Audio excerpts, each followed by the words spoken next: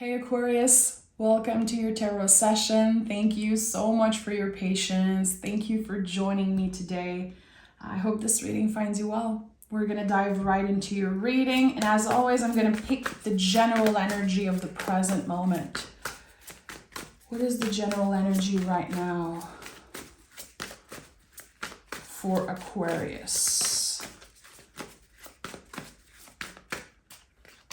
Oh, that's you, my friend. And we have the Six of Wands at the bottom of the deck. Interesting. So yeah, there's a personal victory here. The Star card is about healing, always. So addressing certain things, taking care of certain things connected to the mind, connected to, again, healing. And the Star card, it's the card that comes right after the Tower. So it is so important to remember that we don't get to the Star energy without the Tower. The Tower can be unexpected. It can be a shock. A lot of people are afraid of that energy. But again, it leads us to the Star, where we're not obsessing over the material. We're not obsessing over what is non-essential. We know exactly where we are and who we are. There's just so much beauty in that energy, but also I keep getting truth. And it's something that I'm not a fan of. I hear a lot of people talking about that, like just throwing this out there, like, what is your truth? What is their truth? And the Star card kind of teaches us that if we don't take action, if we don't show up and get vulnerable and remain present, there's 1 foot in the water, 1 foot on the ground. If we don't show up to that practice of presence, is there really a truth anyway? If we don't move in accordance to that truth, if we don't cultivate it and ask questions and show up in a certain way, what is our truth really? So you're figuring out something very important about yourself right now. And this healing journey is not easy. You look at that, the Five of Cups literally fell out. So yeah, it's not easy. There could be grief that's coming up. The Five of Cups is about making space for grief at our table. So as you are getting more vulnerable and exploring certain things about yourself, of course, there's going to be new questions and new discoveries about things that you've been through in the past. There could be things that you're understanding now at a certain age that you weren't supposed to experience that. And I think that this brings a lot of healing. What comes after the Five of Cups? The Six of Cups. Another very, very deep energy of healing. So the way I see healing is in layers. We're never done discovering new layers. We're never done healing. But those little moments of truths, those unexpected moments of the revelations, they feel so good. When we can finally put words on something, we can finally understand things about our behaviors and why we've been stuck in certain energies, why we've been stuck in certain patterns, why we have done certain things or trusted the wrong people. You're finally getting some type of answer and it feels good, but it's just the beginning. Yeah, Six of Wands really wanted to come through. Again, it was at the bottom of the deck. This is a personal victory, but I always felt like that card was our guides celebrating us.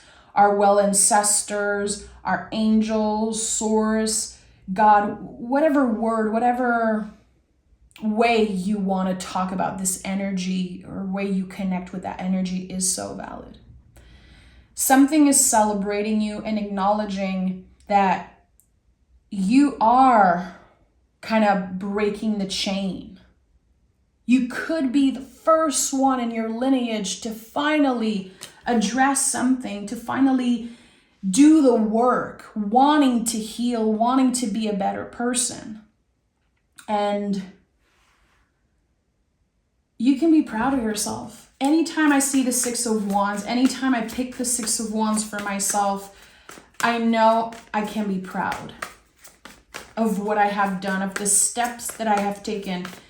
Even if sometimes my ego, my brain is like, it's not good enough. You could be doing more. It is enough. It's more than enough. Remember that. So we have the Hierophant. Okay, so this is starting to make more and more sense for me. Aquarius, you are dealing with energies and systems that were in place way before you were born. That's what the Hierophant is. It's the deepest of roots. How certain patterns and certain things, they come from our ancestors, they come from our lineage, and we absorb that. We absorb that energy. But now you are moving through change. A lot of change. Internal, and with the Hierophant, definitely external also. This will impact your relationship in a very positive way. People will say that you changed, that you evolved. And people are going to be celebrating that. I think that right now in the present moment, people are already celebrating the changes, of you. Hierophant is about communication also. It's connected to the throat chakra. Are you talking to someone? Are you finally expressing things, having conversations about the past, addressing things that you kept locked in for a very, very long time? How are you using your voice? Because it is very significant right now. And the High Priestess is at the heart of this reading. We have the King of Cups. This is someone who is emotionally evolving. And the kings are never done evolving. I feel like this is kind of a misconception in the tarot. People see the kings and they're like, oh, you're in king energy, so the work is done. No, the kings understand the value of change. The kings understand that they have the page, the knight, and the queen's energy within them. So we always go back to those cycle. We plant new seeds. We are careful and aware of how we move in the world. We cultivate like the queen. And we are of service. The kings are of service. So whatever work you're doing right now on a personal level, it is positively affecting everyone around you. And that is amazing. And it's not your job to make them feel better. It's not your job to heal, other people's wounds, but you are doing that unconsciously by taking care of yourself. And the High Priestess is at the heart of this reading, which to me is a confirmation that it can feel quite lonely what you're going through. But it is so magical. And I feel like whatever happened, because again, I see the Star card and I know there's a Tower moment, that something unexpected that happened very recently. It's not easy, and you probably have very bad days sometimes, just like anyone. But I feel like there's a depth to what you're going through that I cannot ignore. It was all unexpected, but yet it's so magical. And as you're changing your perspective, as you're digging deeper and getting more and more vulnerable, I think you're able to see the beauty in certain things. You're able to obviously see the ugliness in certain things. Again, I felt that earlier, like you had some type of revelation about something that you experienced in your childhood maybe, and that you weren't supposed to go through that as a kid or as a teenager or as a young adult. And you're able to show yourself so much more compassion now, because by acknowledging that darkness, we can also see the light. This is, and I know I've said that before for sure, but this is something that I think a lot about. One of my favorite songwriters of all time, Towns Van Sant, he was always asked in interviews, why do you constantly write about dark subjects and dark themes in your songs? You know, a lot of people love his music, but it can be very depressing. And he said one time in an interview, by addressing the darkness, the dark side of things, I can kind of put it in a corner. And I'm able to see the beauty so much more easily by doing that.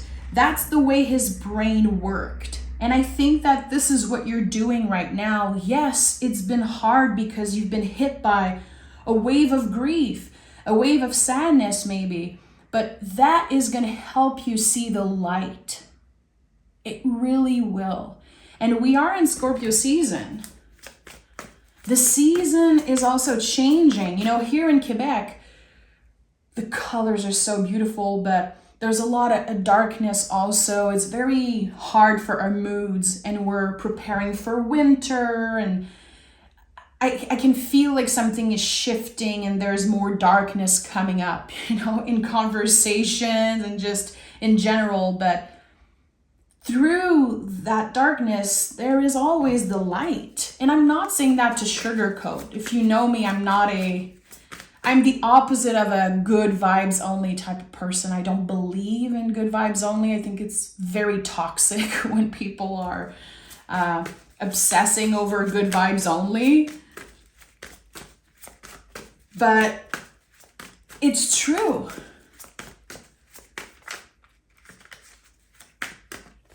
You found yourself. I keep hearing, you are the light. You are the light, Aquarius. Yeah, you are the freaking light in that darkness. It's you. It's not a miracle. It really comes from the work that you've been doing. And the Ace of Swords is here. This is divine. This is unexpected. You see the yods here, they mean God. And of course we have the crown here, which reminds us that the swords are about the brain and the nervous system, our perspective, our egos.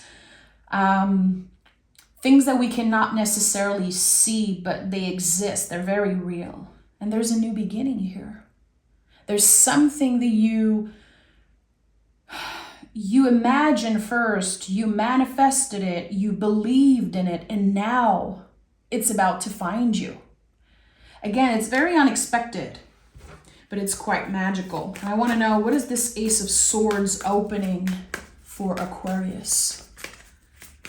What is this Ace of Swords opening for Aquarius? Oh, baby, we have the Lover's card. We have the Four of Swords. A lot of swords energy. And the Wheel of Fortune. Okay, now I'm getting excited. King of Swords at the bottom of the deck. I don't know what you've been mastering when it comes to your mind, and especially communication, but your guides are saying, good job, Aquarius. I'm getting an image, and a lot of the times my guides are sending images that are kind of random, but you know, I don't even know how to say this in English. You know, when you are in a bathtub and there's this, in French we say bouchon, you know, this thing that just keeps the water from draining. And now it's been taken away. And there's this massive, like, inner storm. There's a lot that's moving, but you're clearing away something. It's like an energy that was stuck there, like emotions, you know, again, water, like fixed water of Scorpio. A very dark energy that's been stuck within you for a very long time. And now you're kind of pulling the plug. It feels so good.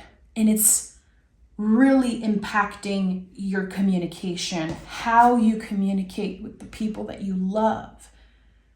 That's what the Lover's card is before anything. But if you've been looking for love, if you've been looking also to deepen your relationships with the people that you love, that you have in your life, this is an amazing card for that, Aquarius. Things have been rough. I know that things have been rough when it comes to feeling heard, feeling understood. There's definitely this sense of isolation, feeling like you're alone, or that this whole thing is this huge mountain and you're just trying to take one step at a time. But the Lover's card it's so special. And again, it's so much deeper than just finding a partner. This is a very old, very old representation of the Lover's card. This is the sacred mirror. Someone finally understanding you, someone finally seeing you for who you are. And communication is flowy, and you can feel like you can love again. You can let someone love you the way you deserve it. Again, there's something that's getting unstuck. And we have the Four of Swords, which is a confirmation that you've been taking care of your mind and that you've been putting the oxygen mask on yourself first, which is something that Aquarius don't do in early years in your life. You constantly put the oxygen mask on other people first. It's just who you are. You are of service. So many Aquariuses are, healers and helpers and doctors. And I've shared this before. My dad is an Aquarius and a fireman, a lieutenant. His whole life he's been serving other people. And I feel like you get to a point where it just doesn't work. It doesn't work anymore. You have to take care of yourself. And then something unexpected happened, like a huge tower moment in your life. And you are confronted with your own patterns. You're confronted with the ways that you have forgotten to take care of yourself. And you just have to do it now. And this is what's happening for you. And the Wheel of Fortune is here. So I just want to get back to what I asked with the Ace of Swords. I said, what is opening for you? The aces are always rolling out the red carpet for what comes next. It's a new cycle, a new beginning. So when I asked that, I got the Lovers, the Four of Swords, and the Wheel. So more love, more communication. Four of Swords, more healing. Of course, more work around boundaries, your mental health. And now the Wheel of Fortune is here. So the Wheel of Fortune to me is the center. It comes up in reading when we are grounded. And as we are remaining grounded and we are solid, things are moving. It's the most esoteric card in the tarot. It's a confirmation that magical things are about to happen in your life. And you know what? I think that you're really starting to trust in that magic, to see the beauty and the magic in all little things. But there's something bigger here. There's something bigger with the Wheel of Fortune. Something that felt stuck. An area of your life where you felt like you had no answer. You were in the dark. It was very messy and very painful. Things are changing. There's something miraculous that's about to happen. It's unexpected. Let it surprise you. Even if you're the type of person to say, I hate surprises, well, you're going to have to open your heart to surprises because the universe has something in store for you. So let me pick a moon witch. Okay, we have True North. That really wanted to come through. Let's honor that. And I'm going to read the booklet because the booklet is so special. Stay true to yourself. Okay. Where is Spirit wanting to guide Aquarius? Let me find True North.